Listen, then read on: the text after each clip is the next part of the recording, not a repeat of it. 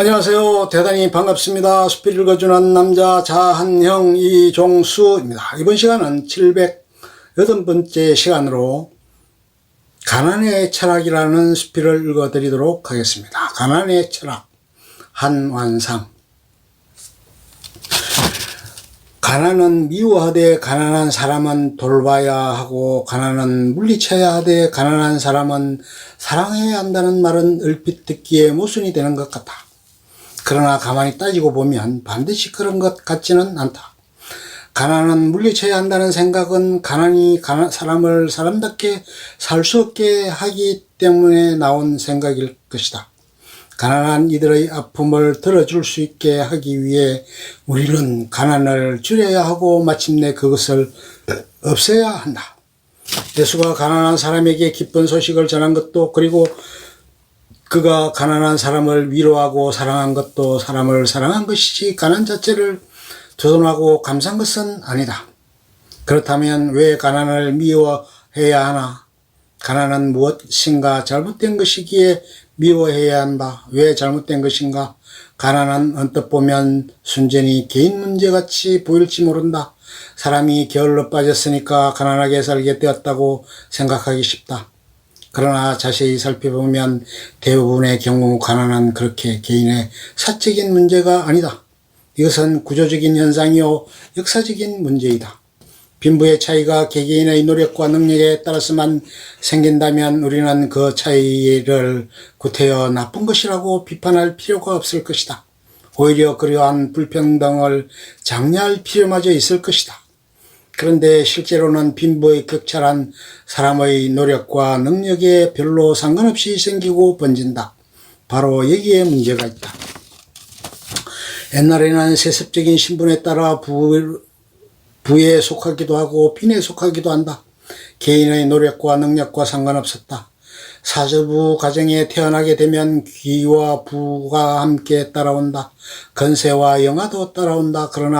그러다가 자본주의 산업사회에 이르러서는 생산수단을 소유한 자본가나 기업의 고급 관리층에 속한 배경에서 태어나야 부를 쉽게 누릴 수 있게 되었다. 그런데 산업사회에서도 급속하게 산업화를 추진하고 있는 개발도상국에서는 정치 권력을 잡은 사람들이 주로 부를 쉽게 획득한다. 그리고 권력을 잡은 사람들과 가까이 지내는 사람들이 부를 축적할 수 있게 된다.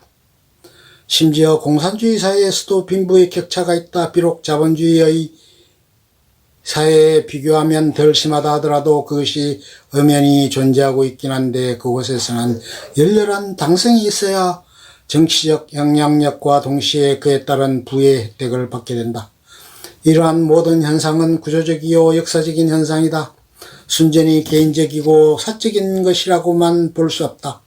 여기에 우리는 가난이 왜 억울한 것이며 왜 가난을 없애야 되는 것인가를 깨닫게 된다. 가난은 부자와 강자들에 의해 온전되거나 더 악화되는 까닭에 억울한 것이다. 가난하고 약한 자들의 처지에서 볼 때는 가난이 억울한 것으로 여겨지며 일단 빈부의 차가 구조화되고 제도에 의해 밑받침되고 나면 그런 곳에서 가난한 사람은 아무리 능력이 뛰어나고 성실하다 하더라도 자신의 가난을 극복하기가 여간 어렵지 않다. 부자는 그의 구조적인 기득 이권 때문에 엄청난 프리미엄을 갖고 경쟁하게 되며 빈자는 그만큼 불리한 핸디캡을 안고 경쟁해야 한다. 이렇게 되면 돈을 벌고 가난을 낳는 결과가 되기 쉽다. 우리는 앞에서 가난이 구조적인 것일 때 부당한 것이고 억울한 것임을 지적하였다. 그런데 가난이란 항상 나쁜 것이며 억울한 것일까? 그리고 그것은 항상 싸워야 하고 없애야 하는 것일까? 나는 여기서 가난이 오히려 자랑스러울 수 있는 두 가지 조건을 생각해 보려고 한다. 먼저 자발적인 가난을 생각해 보자. 일부러 가난하게 살려는 사람을 생각해보자. 왜 그럴까? 사람은 경제적으로 넉넉해지려면 탐욕으로부터 해방되는 것이 아니라 오히려 더 탐욕적이 된다. 많이 가지면 가질수록 더욱 많이 갖고 싶어진다. 더 많이 갖고 싶은 생각은 마침내 남의 것을 빼앗더라도 더 많이 가져야겠다는 탐욕으로 변질하기 쉽다. 권력은 부패하며 절대 권력은 절대로 부패한다는 말과 같이 부는 썩고 거부는 크게 썩기 마련이다. 이렇게 볼 때 사람이 잘 산다는 것은 반드시 물질적으로 풍요하게 산다는 것을 뜻하지는 않는다. 가볍게 산다는 것이 반드시 경제적으로 넉넉하게 산다는 뜻은 아니다.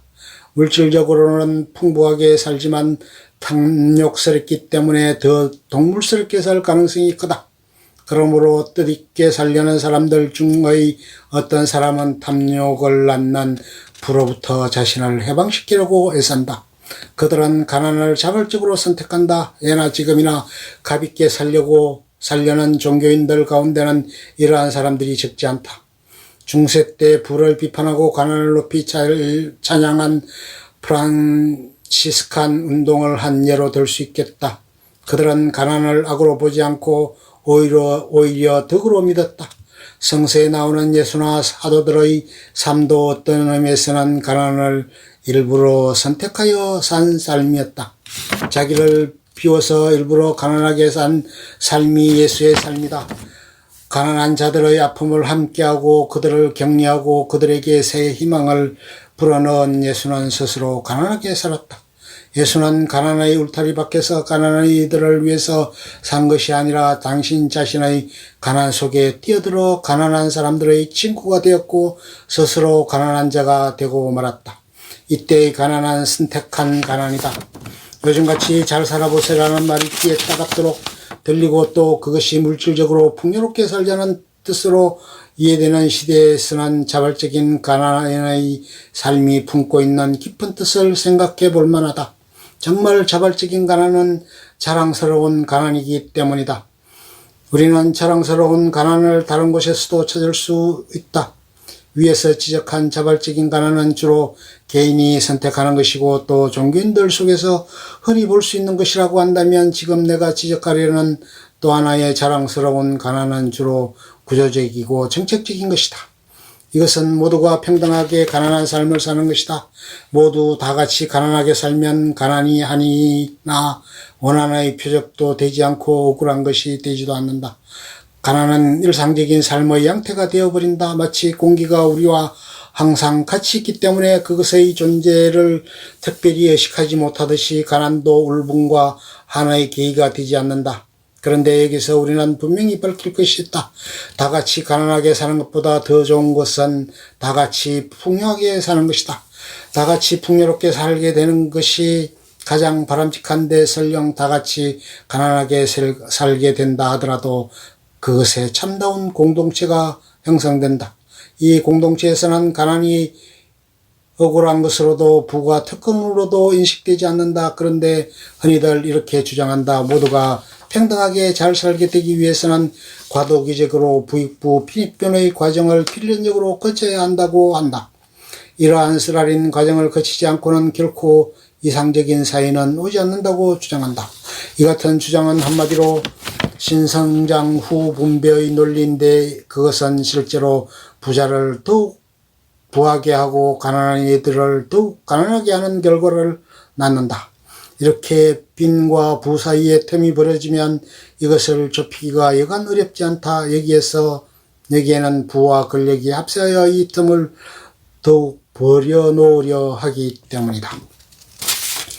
여기서 우리는 인간의 행불행의 의식과 사회의 안정 불안정의 문제가 어디까지나 상대적인 것임을 알아야 한다. 인간은 남들에게 자기를 항상 비교해보는 상징적 동물이다. 인간은 남들과의 비교에서 행불행을 느낀다. 정부의 국장이 되었다고 해서 그가 반드시 행복한 것은 아니다. 그의 동창 중에 장관이 오른 사람이 있다면 그 국장은 장관된 동창과 자기를 비교함으로써 상대적 불행의식에 사로잡히게 된다. 인간은 끝없이 남들과 비교해서 자신의 처지를 평가하는 복잡한 동물이다. 만일 어떤 사회의 성원들의 대부분이 이러한 상대적 불행감에 사로잡혀 있다고 한다면 그 사회는 불평, 불만으로 가득 찬 사회가 되고 그만치 불안한 사회가 되어버린다. 이렇게 볼 때 사회 전체의 부는 커질지 모르나 내적 빈부의 격차가 벌어지는 사회는 참으로 불행하고 불안한 사회가 되고 만다. 여기서는 가난이 상대적인 것이 되고 그만큼 가난이 억울한 것으로 여겨진다.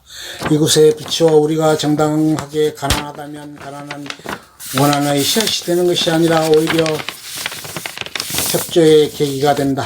우리 주변에는 거부나 졸부들의 가정이 화목한 공동체가 되지 못하고 있음을 흔히 본다. 형제끼리, 부자끼리, 사돈끼리 서로 경쟁하고 불신하고 넘어뜨리려고 한다면 정말 부가 무엇을 위한 것인가를 묻지 않을 수 없다. 이러한 비정한 세계보다는 모두가 고루고루 가난하게 사는 세계가 훨씬 인간다운 세계이다.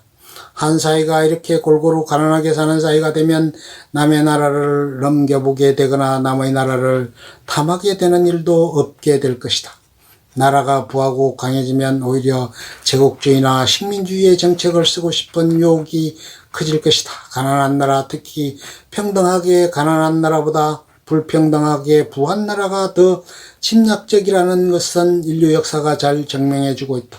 하기야 아직도 인류 역사에서 모두 골고루 가난하게 사는 사회나 모두가 골고루 잘 사는 사회가 나타나 본 적은 거의 없긴 하지만 그렇기 때문에 인간은 끊임없이 그러한 세계를 꿈꾸고 있는지 모른다. 끝. 좋으면 좋아요, 구독, 알림 설정 눌러주세요. 감사합니다.